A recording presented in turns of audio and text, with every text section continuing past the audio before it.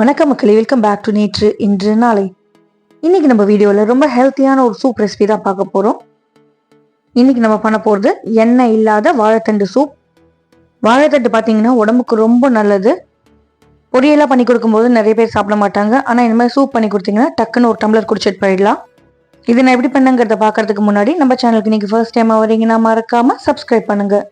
இந்த சூப் பண்ணுறதுக்கு நான் ஒரு சின்ன கையளவுக்கு தண்டு எடுத்திருக்கேன். தண்டில் இருக்கிற மட்டையெல்லாம் உரிச்சிட்டு உள்ளே இருக்கிற வாழைத்தண்டை ரவுண்டாக கட் பண்ணி நாரெல்லாம் எடுத்துருங்க. அதுக்கப்புறமா பொடி பொடியாக கட் பண்ணிவிட்டு ஒரு கடாயில் சேர்த்துருங்க. பொடி பொடியாக நறுக்கின வாழைத்தண்டு கூட 2 டேபிள் ஸ்பூன் அளவுக்கு நம்ம பாசிப்பருப்பு, அதாவது பைத்தம்பருப்பு சேர்த்துக்கலாம். பைத்தம்பருப்பை நல்லா வாஷ் பண்ணிவிட்டு ஒரு அரை மணி நேரம் ஊற வச்சு சேர்த்துருக்கேன். இந்த மாதிரி ஊற வச்சு சேர்க்கும் போது பைத்தம்பருப்பு சீக்கிரமே வெந்துடும். இது கூடவே வேக வைக்கும் போது 3 பல்லு பூண்டு, ஒரு சின்ன சைஸ் பெரிய வெங்காயத்தை பொடி பொடியாக நறுக்கிட்டு சேர்த்துக்கலாம். அடுத்ததான் நம்ம ஸ்பைசஸ்லாம் ஒன்று ஒன்றா சேர்த்துக்கலாம். ஒரு 1/4 டீஸ்பூன் மல்லி விதை, அரை டீஸ்பூன் ஜீரகம் சேர்த்துக்கலாம். இது கூடவே 1/4 டீஸ்பூனுக்கு பாதி அளவுக்கு, அதாவது 1/8 டீஸ்பூன் அளவுக்கு சோம்பு சேர்த்துக்கிறேன். அரை டீஸ்பூன் அளவுக்கு கருப்பு மிளகு சேர்த்துக்கலாம். வாசனைக்கு ஒரு 1/4 டீஸ்பூன்லேருந்து அரை டீஸ்பூன் கரம் மசாலா சேர்த்துக்கோங்க. உங்கள் வீட்டு கரம் மசாலா ஃப்ளேவருக்கு ஏற்ற மாதிரி நீங்கள் இதை அட்ஜஸ்ட் பண்ணிக்கலாம். கொஞ்சமாக உப்பு சேர்த்துட்டு நல்லா முழுகிற அளவுக்கு தண்ணி சேர்த்துட்டு கொதிக்க விட போகிறோம். நல்லா தளத்தளன்னு கொதிக்க ஆரம்பிச்சதுக்கு அப்புறமா மூடி போட்டு வேக வச்சுக்கலாம். பருப்பு வாழைத்தண்டு ரெண்டுமே நல்லா மெய்யாக வேகணும். ஃப்ரெஷ் தண்டாக இருந்தால் உங்களுக்கு சீக்கிரமாக ஈஸியாக வெந்துடும். இன்கேஸ் உங்கள் தண்டு பழசை எடுத்து வேகிறதுக்கு ரொம்ப லேட் ஆச்சுன்னா டப்புன்னு ப்ரெஷர் குக்கரில் போட்டு ஒரு 4 விசில் விட்டிங்கன்னா நல்லா வெந்துடும். ஃப்ரெஷ் தண்டாக இருந்தால் இப்படியே நீங்கள் கொதிக்க விடலாம். ஒரு தண்டு எடுத்து நசுக்கி பாருங்கள், சாஃப்டாக நசுங்குதான்னு. நல்லா சாஃப்டாக இருந்ததுன்னா உங்களுக்கு வாழைத்தண்டு வெந்துடுதுன்னு அர்த்தம். பருப்புமே அதே மாதிரி மலர்ந்து நல்லா மெய்யாக வேகணும். வாழைத்தண்டு வெந்ததுக்கு அப்புறமா நம்ம ஸ்ட்ரெயின் பண்ணிக்கலாம். கீழே இருக்கிற தண்ணியை தூக்கி கொட்டுறாதீங்க, நம்ம மறுபடியும் அதை சூப்பில் சேர்த்துக்க போகிறோம். மேலே தங்கி இருக்கிற வாழைத்தண்டு, ஸ்பைசஸ், அதுக்கப்புறம் பாசிப்பருப்பு எல்லாமே நல்லா ஆறட்டும். ஆறினதுக்கப்புறம் மிக்சி ஜாரில் சேர்த்துட்டு நம்ம அரைச்சிக்கலாம். பருப்பு சேர்த்ததுனால நம்மளுக்கு கார்ன்ஃப்ளவர் தேவையில்லைங்க. பருப்பே நம்மளுக்கு நல்ல ஒரு திக்கனிங் ஏஜென்ட்டாக இருக்கும். ப்ளஸ் உடம்புக்கும் ரொம்ப நல்லது. அதனால தான் நம்ம கொஞ்சமாக பாசிப்பருப்பு சேர்த்துருக்கோம். கீழே பாக்கி இந்த தண்ணியை நான் அப்படியே ஓரமாக வச்சுக்கிறேன். இப்போ மேலே இருக்கிறதுல நல்லா ஆறுனதுக்கப்புறமா மிக்சி ஜாரில் சேர்த்துட்டு தேவையான அளவுக்கு தண்ணி சேர்த்துட்டு நல்லா மையாக அரைச்சி எடுத்துக்கலாம். நல்லா நைஸாக அரைஞ்ச அந்த விழுதை நம்ம மறுபடியும் வடிகட்டிக்க போகிறோம்.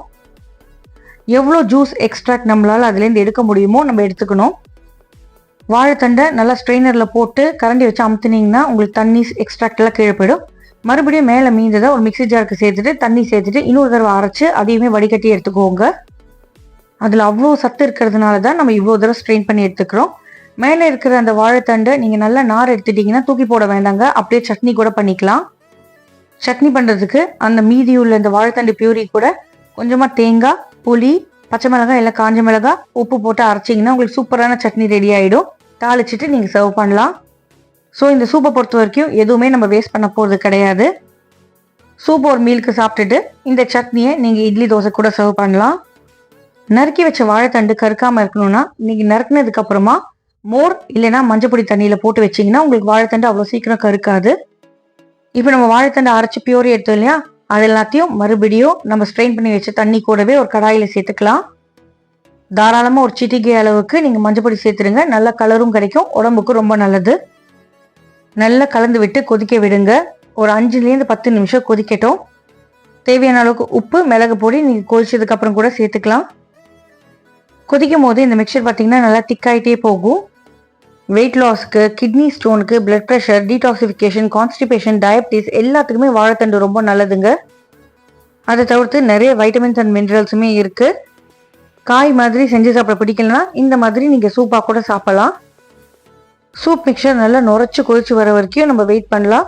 நுரைச்சி வந்ததுக்கப்புறமா அடுப்பு ஆஃப் பண்ணிவிட்டு ஃப்ரெஷ்ஷாக சாப் பண்ண கொத்தமல்லி இலைகளை கொஞ்சம் தாராளமாக மேலே தூவி விட்டுருங்க. ஜென்ரலாக நம்ம கடையிலலாம் சாப்பிட்டோன்னா வாழைத்தண்டு சூப் கூட அந்த கார்ன்ஃப்ளேக்ஸ் மிக்சர் சர்வ் பண்ணுவாங்க. பட் நம்ம எப்போ எண்ணெய் இல்லாமல் ஹெல்த்தியாக பண்ணணும்னு நினச்சோமோ நம்ம அந்த கார்ன்ஃப்ளேக்ஸ் மிக்சருக்கு பதிலாக ஃப்ரெஷ்ஷாக சீரியலில் சாப்பிடுவோம் இல்லையா, பால் குத்தி கார்ன்ஃப்ளேக்ஸ், அதை கூட ஒரு கிரன்ச்சுக்கு தூவி சாப்பிடலாம். ரொம்பவே நல்லாயிருக்கும்.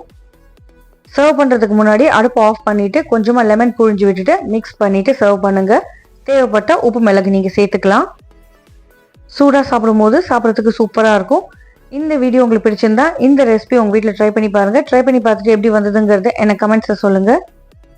கொஞ்சம் கூட நம்ம எண்ணெயே சேர்க்காம இந்த சூப்பை இன்னைக்கு பண்ணியிருக்கோம். இது தவிர நம்ம சேனலில் நிறைய சூப் ரெசிபிஸுமே இருக்குது. டைம் இருந்தால் அதையுமே செக் பண்ணி பாருங்கள். நம்ம சேனலுக்கு நீங்கள் ஃபர்ஸ்ட் டைமாக வரீங்கன்னா லைக் பண்ணுங்கள், ஷேர் பண்ணுங்கள், மறக்காமல் சப்ஸ்கிரைப் பண்ணுங்கள். மறக்காமல் வீடியோவை உங்கள் ஃப்ரெண்ட்ஸ் அண்ட் ரிலேட்டிவ்ஸ் கூட ஷேர் பண்ணுங்கள். இன்னும் நல்ல வீடியோவோட உங்களை நாளைக்கு சந்திக்கிறேன். Until then, take care. Bye bye. Have a great day. Thanks for watching. Happy cooking and happy eating.